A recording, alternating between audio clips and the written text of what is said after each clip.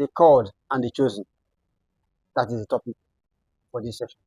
Now, the called and the chosen simply means those individuals, those humans, those super beings who can, at will, step out of the physical body, step out of this garment of the being within you.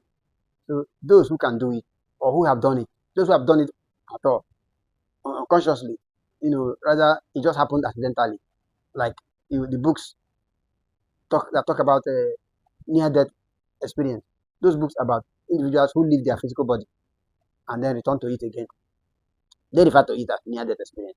That's not what I call it because near-death is not appropriate. But that is what they talk about.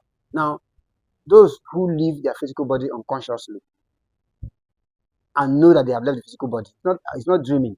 It happened while you are awake.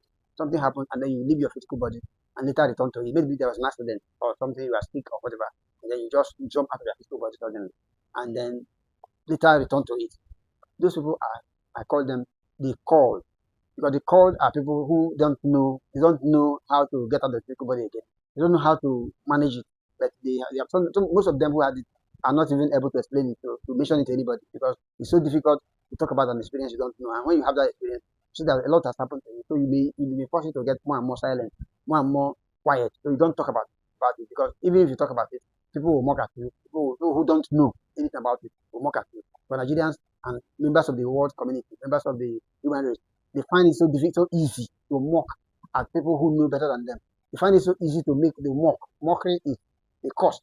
And so people who mock are just those who are, driven by ego.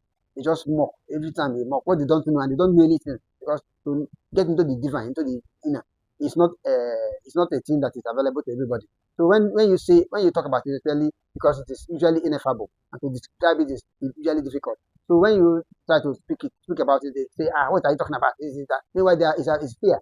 They are afraid, often afraid. So they act somehow and discourage you and force you to keep quiet.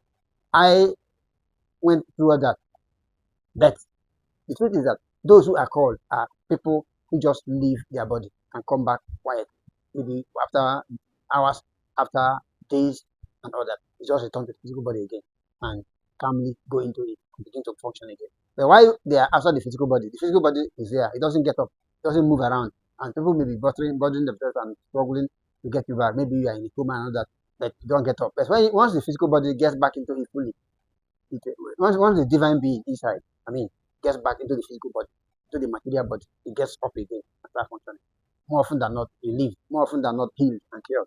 That's the position. But the called, rather, the chosen, the chosen are those who have who have also gone out of the physical body and returned to it. But the thing about the chosen is that the chosen are those who are who have gained composure, who have gained poise, who are tranquil, who are serene, and who are silent and all that. They are calm about it. They know about it. They can step into the physical body and leave the physical body at will. They know about it. They've studied it. They've traveled to the heavens, moved all over the place. They are also very good at caring for the dead. Those who are departed, those who have left the physical body. Finally, they are the people who all over the world care for such beings. Because those who have left the physical body need care, not just people who come to after to rituals written for them by whatever group, and they just read this. The person that has departed the physical body needs absolute care, needs very good care, especially if it's a person who is not experienced in listening. It's in trouble, so you need to guide them and do everything for them so that they can move up and go up there because they may also come back again to earth. That's just a very normal thing for human beings. When they come to the physical body and people start to talk about the physical body, different physical, even kings and very important persons on earth, the rulers, the governors, the presidents, they refer to themselves as the physical body. And that doesn't show that you are qualified to even rule. Because if you feel that if you say the physical body is what you are, then it means that you don't know anything. So those who know are the chosen. They can move into the physical body and move out that way. Unlike the called who have only done it before. It has happened to them before, but they don't know how to go about it. They can't even speak about it. But they are afraid. They say, if I speak about it now, I will be misunderstood. I will be tortured. I will be persecuted. Please, I don't want trouble. No. If you are, if you are chosen, you lose fear. You become courageous. You become everything divine. So when you are chosen, you are indeed a worker. You are indeed a worker for the divine. You are indeed a messenger for the divine.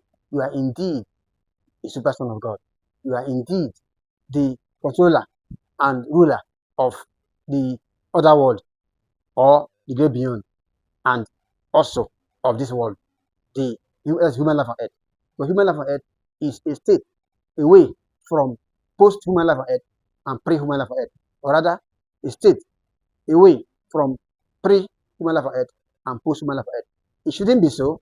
The three words, the pre-human life on earth, human life on earth, and post-human life on earth ought to be together. They ought to be one. They are one. But actually, what goes on earth is that the human life on earth is removed from pre-human life on earth and post-human life on earth, which the ancient Egyptians referred to as the Ouroboros, the serpent swallowing its tail. So the post-human life on earth and pre-human life on earth, or pre-human life on earth and post-human life on earth, when they are together and integrated and unified, together they are one, then it means that you are in the human heart state.